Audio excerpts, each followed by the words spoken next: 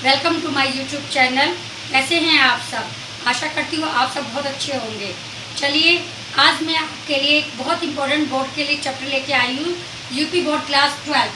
ये क्लास 12 सिर्फ UP board नहीं, ये आपका सीबीएसई बोर्ड का भी चैप्टर है, क्योंकि सीबीएसई बोर्ड और यूपी बोर्ड सेम बुक है प्रॉस की हमारी।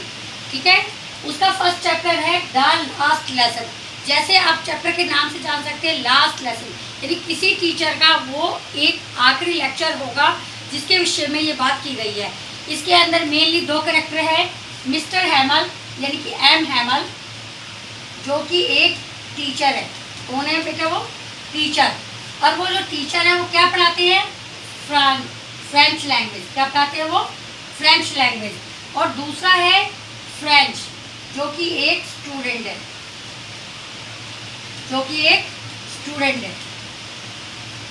कैसे एम हेमल के विषय में कैसे कहा गया कि ये उनका लास्ट लेसन है। एक बार की बात है, जो एम हेमल है वो जहाँ रहते हैं वो फ्रांस में रहते थे। ठीक है, फ्रांस का एक शहर था, उसमें एम हेमल रहते थे और वहाँ पर जर्मनी के लोगों ने अटैक कर दिया था। और जब कोई भी एक देश के ऊपर हमला हो जाता है ना बेटा, तो जो दूसरा देश होता है वो अपने ही कानून उस देश पे लागू करता है हारने वाले पे। इसी प्रकार जब वहाँ लैस्का में ये हमला हुआ तो वहाँ के स्कूलों के अंदर, सभी स्कूलों के अंदर जर्मन लोगों ने मना कर दिया गया। सभी स्कूल के नोटिस बोर्ड पर एक नोटिस लगा दिया गया, नोटिस बोर्ड पे एक नोटिस लगा दिया गया कि अब यहाँ पर क्या नहीं पढ़ाई जाएगी? फ्रेंच लैंग्वेज नहीं पढ़ाई जाएगी। अब कौन सी लैंग्वेज यहाँ के स्कूल में पढ़ाई जाएगी? ओनली और ओनली जर्मन लैंग्वेज। क्यों जर्मन लैंग्वेज क्यों पढ़ाई जाएगी? क्योंकि जर्मनी के लोगों ने उस पर हमला कर दिया था, इसलिए सभी स्कूलों में जर्मन लैंग्वेज पढ़ाई जानी थी। अब फ्रांस की लैंग्वेज बंद कर दी थी कि फ्रेंच लैंग्वेज नहीं पढ़ाई जाएगी। बट कोई भी देश गुलाम होने से पहले, जिस देश के भी हम वासी हैं, अगर हम इंडियन हैं, हम भारत के रहने वाले हैं, तो हमें भारत के लोगों से, भारतीय भाषा से बहुत प्रेम होगा। और कोई अगर दूसरा देश आकर हम पे हमला कर दे और कहने लगे दबाव में कि आपको नहीं, ये सब हिंदी लैंग्वेज छोड़ के हमारी देश की लैंग्वेज बोलनी, तो क्या आप स्वीकार करेंगे? बिल्कुल भी नहीं। उसी प्रकार जो एम हैमल थे, उनको भी बहुत बुरा लगा, क्योंकि इतने साल से वो फ्रेंच लैंग्वेज पढ़ाते थे, उन्हें भी बहुत बुरा लगा। और ये जो फ्रेंच बच्चा है, जो स्टूडेंट है, ये एक बहुत नोटी बच्चा था। आपको जो भी बच्चे मैं नोट्स बता रही हूँ ना, आपको उसी प्रकार ये क्वेश्चन आंसर भी याद करने बहुत इजी हो जाएगी आपके लिए, अगर आपको चैप्टर समझ में आ गया। जो एक फ्रेंच था, फ्रेंच जो था वो एक स्टूडेंट था। अब टीचर ने फ्रेंच को पार्टिसिपल याद करने के लिए दिए गए थे। क्या दिया था? पार्टिसिपल। क्या पार्टिसिपल याद करके आओ। अब वो बच्चा था, हम भी आपको जैसे कोई काम देते हैं कि कल आपको ये याद करके आना है, या आपका कल टेस्ट है, तो आप क्या करेंगे नॉर्मली? या तो छुट्टी मार के घर पे बैठ जाएंगे।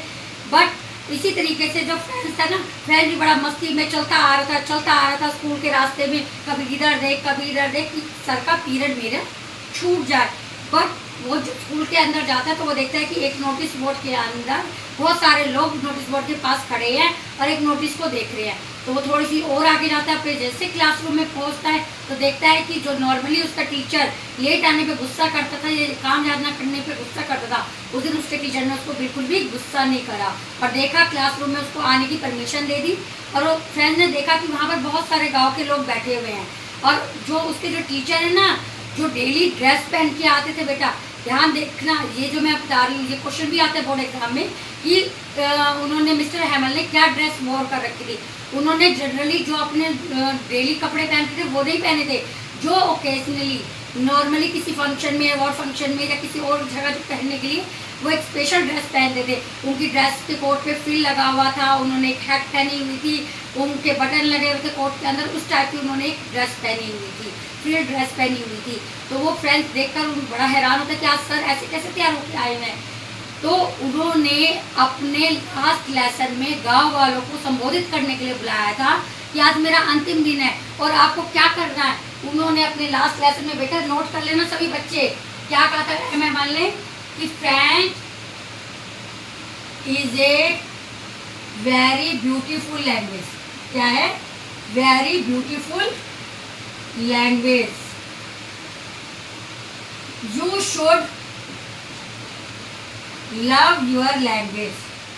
You should love your language. क्यों कहा था उन्होंने अपनी लैंग्वेज से प्यार करो? क्योंकि लैंग्वेज यानी हमारी भाषा, हमारा परिवेश अगर हमने गुलाम करने वाले देश के कारण छोड़ दिया। जब गांधी जी ने भारत पे हमला किया था 1947, जब गांधी जी और भारतीय और अंग्रेजों का जब युद्ध हुआ था उस समय, तो अंग्रेजों ने जब भारत के ऊपर हमला करा तो क्या गांधी जी ने स्वीकार कर ली थी उनकी? नहीं, उन्होंने सहयोग आंदोलन चलाया, उन्होंने स्वदेशी आंदोलन चलाया ताकि हम अपने देश को अपनाएं। उसी प्रकार एम हेमल ने भी कहा कि आपको फ्रेंच लैंग्वेज नहीं छोड़नी है बोलनी, क्योंकि यही हमारी क्या है? This is the key of freedom, this is the only की ऑफ आवर फ्रीडम, यानी यही हमारी आज़ादी की चाबी है। अगर आपने दुश्मन देश में हमला करने वाले देश का सब कुछ परिवेश अपना लिया तो आप तो गुलाम ही होगे ना।